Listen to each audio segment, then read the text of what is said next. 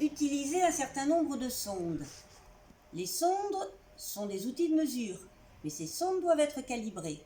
Nous allons nous limiter à la calibration de la sonde pH, en ces temps un peu difficiles.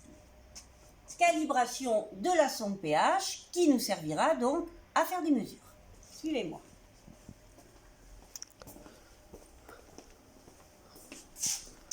La sonde pH est reliée, comme on l'a déjà vu, à la console.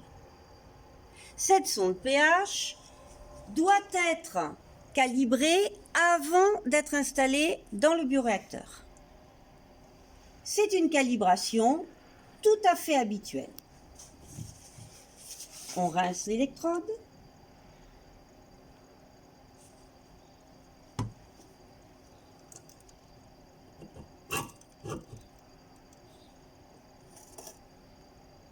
On fait plonger l'électrode dans la solution pH 7. Et là, on clique dans calibration. Calibration, loupe, boucle, pH. On est la calibration de la sonde pH pour la boucle de régulation. Vous voyez ici que raw value, la valeur de l'intensité électrique, varie. Il faudrait attendre qu'elle se stabilise. Et vous voyez ici la valeur qui est lue actuellement par la sonde pH, alors que pourtant elle est plongée dans une solution tampon pH 7.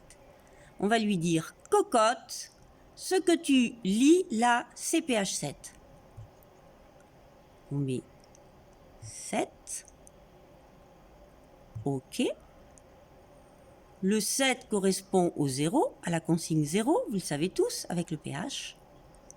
Et normalement, on attend, ça peut prendre un certain temps, que la valeur 7 s'affiche. Elle va descendre progressivement et s'afficher à 7. On ne va pas attendre trop longtemps.